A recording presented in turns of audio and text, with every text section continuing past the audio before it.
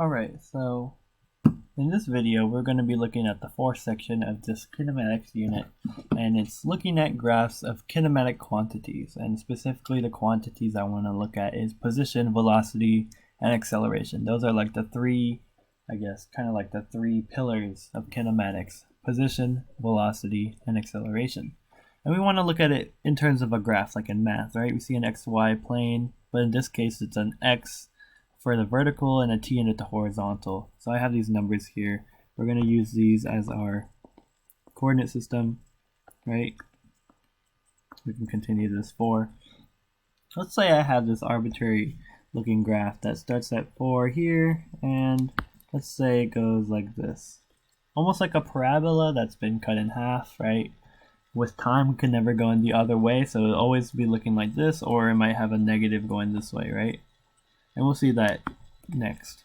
But what I'm more interested in is looking at the slope at a point, a random point. Let's say right here, right? If I wanted to find the slope here at it looks like x equals 1. What I have to do is find the derivative and plug it in at that point. Graphically, it looks like this: the slope of the tangent line at that point, right? It just touches it barely at the point, and that point only. It never touches the curve more than one point, right? It's not a secant line, it's a tangent line, if you've heard of that phrase before. So what am I trying to get at here? What I'm trying to get at is that the derivative of the position is equal to the velocity. In other words, slope of an xt graph will give velocity. Not a difficult idea to think about, right? But I guess a lot of people get confused here. Is this like noticing what a slope is, given that this is a xt graph? A lot of people will see a bunch of these types of graphs, and a lot of people get confused. Slope, oh no, what is the slope of this type of graph? Is it this one or is it this one? What about the area? Because area has something, and we're going to see a lot of graphs where we can find slopes of things and they're actually very useful, and we can find areas of things and they're actually very useful, but we're going to see a bunch of those examples throughout physics, especially in mechanics. But with velocity, what we want to do is look at the velocity, known as the slope of the tangent line to the curve, at every single point along this curve, right? So we want to do it like here, here, here, here, along this curve, every single point. And if we do that and plot it out, we can get a velocity graph, a velocity time graph. This is our second example. Let's say I want it to look like this. This is probably what commonly it might look at. The most common example might look something like this. It goes into the negative vertical axis, the negative velocity. Again, things I'm looking at is the slope, right? What is the slope at an arbitrary point, let's say here, right? Well, in this case, since it's a straight line, the slope is just the same as this line, right? It's the same as this line that I'm tracing. It's the same. That was a bad one. Let's do it like this. It's okay. That's okay. It's the same as that, right? So that's just to give you a visualization of it. But remember, in our previous lessons, we learned that the derivative of velocity will give acceleration. So what I'm again trying to get at is the slope of a VT graph will give acceleration. I'm going to write this in a different color. And then same kind of deal. We want to find the acceleration at every single point. So what does that mean? We want the derivative of every single point. And if we plot this one specifically, it looks like it's negative the whole way through. It probably looks something like this. I'm not giving the lines and the points values because we're just getting the concept of it, not the actual like nitty-gritty, oh, this is what this number is, this is exactly what the graph looks like. This is just the idea, right? Since this is a constant negative slope, it should be a constant negative value. So this is the acceleration, and remember from our previous lessons, we looked at examples like these where constant acceleration existed, and we looked at maybe like a particle moving along with this velocity and the acceleration changing the velocity some way, right? And remember that I like to think of acceleration as how much the velocity is changing every second, or what is the change in meters per second every second, or the way people like to say meters per second squared. The next two graphs we want to look at are the acceleration and velocity graphs again, but we're going to look at it differently. So I'm going to draw, let's say, a very geometric looking one. Let's say two triangles, two triangles, one triangle here, and a triangle here, right? This time I'm going to actually give them values because it makes more sense. So let's say this is 1, this is 2, and this is 3. Let's say its peak is at 5, and its valley is at -3. Why not? -3. So what I actually have it drawn here, what I'm actually focused on is not the slope of the graph, it's actually the area under the curve, right? If you've taken a calculus course, you've heard of this as the integral. It's also known as the area under the curve, right? This is a area under curve. And when I say area under the curve, there can be positive and negative areas, which is kind of weird because we always like to think of areas as just positive, right? Since it's above the t-axis, it's positive. Since it's below the t-axis, it is negative. That's kind of the thing. And what we want to do is find the net area. By net, I just mean the net area is just adding all the positive stuff and subtracting all the negative stuff, right? Not too difficult to think about. Let's actually find this and find this area, right? So this area of this first section is 5 times 1 divided by 2. Right, so this is the area of 5 halves. This is an area of what? 2, the base is 2 and the height is -3.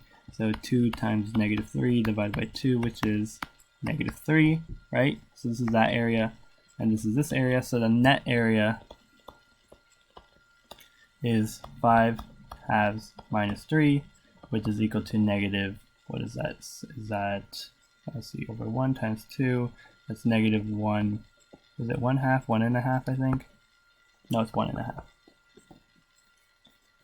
Yeah, it's -1.5. So what is this value that I just got area out of? What does it mean, right? If you look back to our basic principles, I defined acceleration to be precisely the velocity over the time, right? If you want to think of it like this, we can think of it as the area under the curve is kind of like the backwards of differentiation. So we're kind of finding V as being a type of area, right? When you multiply like this is like the area of a rectangle. We're actually kind of doing that in terms of a triangle, but rectangles are just a bunch of little rectangles here, right? And the more times we have, the more rectangles we have, the better the approximation. This is an idea in calculus that we love to use, this rectangle approximation. So think of these as areas of rectangles. But we're not finding just the velocity, we just found the change in velocity, right? Not the velocity, but the change in velocity. So we cannot find the actual initial and final quantities of velocity through this curve, but we can just find the change, or how much does it change. In actuality, we can actually find the final velocity through this equation. If you know, you have to know this to know this, basically is what I'm trying to say.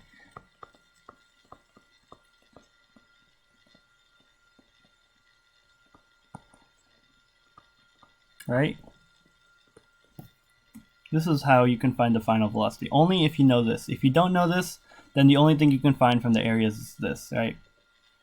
In other words, if you want to use more calculus lingo, it's this plus the integral from a to b of the acceleration function, which is something you would probably want to use this more if it's not geometric, if it's like a really curvy line, right? So now we look at what we can do with the velocity one, right? We're going to do something similar, right? We're just going to do a very geometric like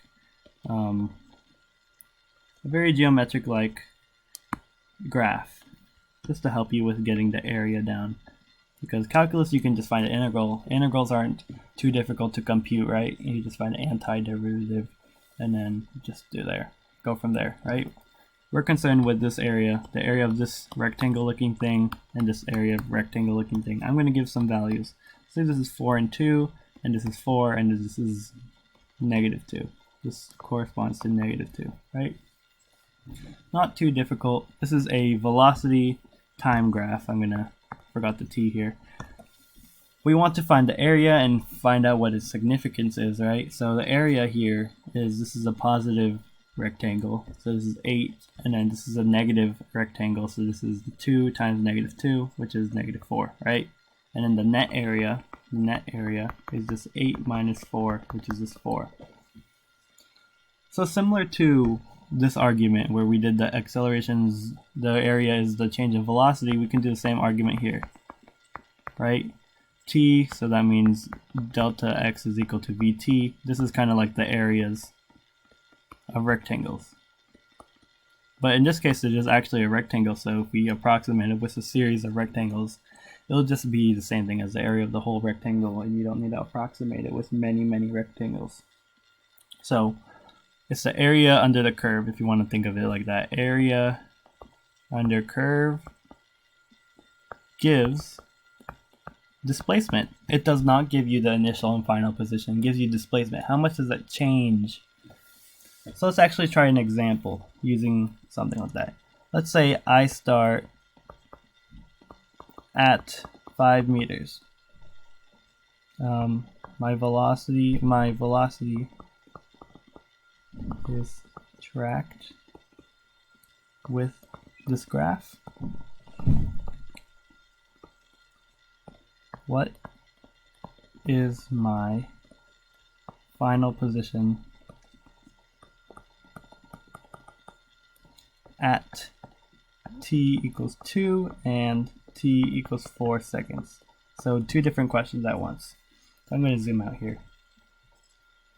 There we go. Not too difficult.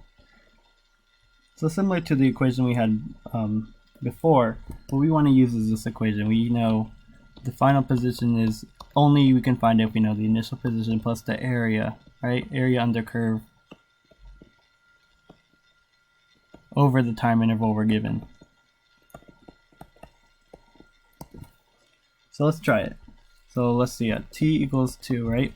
We're only concerned about how much I did here, this much, right? From 0 to 2. We're not focusing on what happened after 2, right? Oops, why did that go out? Sometimes my computer does weird stuff. I don't know why. So we're looking at that area, right? So we know that my final position will be what my initial position is, which is 5 meters, plus what the area under the curve is, which from that time interval is 8. So I know my final position will be 13. So at t equals 4, this is different. My final position can be found using the initial position plus the area. Now we're looking at both this area and this area, right? Because it's from 0 to 4. And that means it is plus 4, which is 9 meters. So I'm going to zoom out. This is the way we would think about it. This is the summary. I guess the 30-second summary. We want to look at specifically position, velocity, acceleration, and find what is relating to them through graphs, right? So we find the derivative, right? Derivative with respect to time, we can go to here. Derivative with respect to time, we go here. Same thing here, we start with acceleration. We take the integral, not the f, the integral with respect to time of the whatever, and we go here. And then we do it again. So we take the derivative a with respect to t, we get v.